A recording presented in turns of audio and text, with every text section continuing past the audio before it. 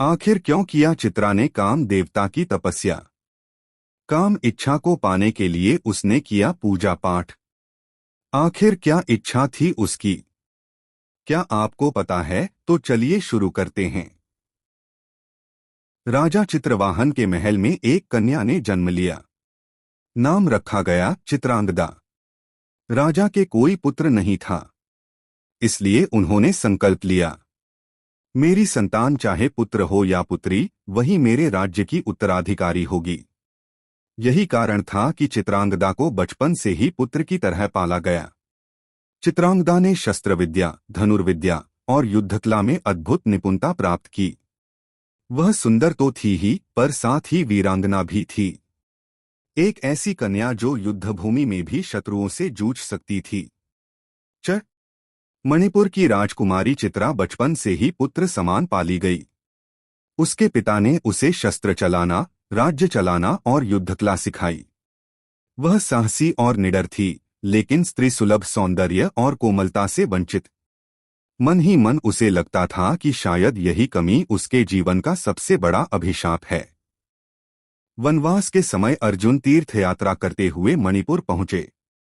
चित्रा ने जब अर्जुन को देखा तो उसका हृदय पहली बार प्रेम से भर गया। लेकिन उसने सोचा, अर्जुन मुझे कैसे चाहेंगे? मैं तो केवल एक योद्धा हूं, सुंदर स्त्री नहीं।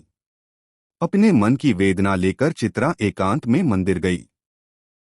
वहां उसने कामदेव और वासंती की प्रार्थना की। उसकी पुकार बड़ी करुण थी, मुझे सौंदर्य दो, ऐसा रूप दो जिससे अर्जुन मेरे प्रेम को स्वीकार करें। चित्रा की प्रार्थना और तपस्या सुनकर कामदेव और वासंती उसके सामने प्रकट हुए। उन्होंने कहा, चित्रा, हम तुम्हें 1 वर्ष के लिए अनुपम रूप सौंदर्य का वरदान देते हैं। तुम्हारा आकर्षण इतना दिव्य होगा कि कोई भी तुम्हें देखकर मोहित हो जाए। वरदान से चित्रा अनुपम सुंदरा बन गई। जब अर्जुन ने उसे देखा तो तुरंत मोहित हो गए। उन्होंने चित्रा को अपना लिया और दोनों ने समय साथ बिताया। चित्रा का मन आनंद से भर उठा, पर साथ ही एक टीस भी थी। ये अर्जुन मुझसे नहीं, मेरे इस रूप से प्रेम करते हैं जो असली नहीं है। दिन बीतते गए और 1 साल का समय पूरा होने लगा। अब चित्रा का असली रूप सामने आने वाला था। वह घबराई, भयभीत हुई। क्या अर्जुन मुझे असली रूप में चाहेंगे या फिर मुझे छोड़ देंगे? आखिर वह क्षण आया। वरदान समाप्त हो गया और चित्रा अपने मूल रूप में लौट आई। ना वह अलौकिक सौंदर्य था, ना दिव्य आभा, बस एक साधारण साहसी स्त्री। वही चित्रा।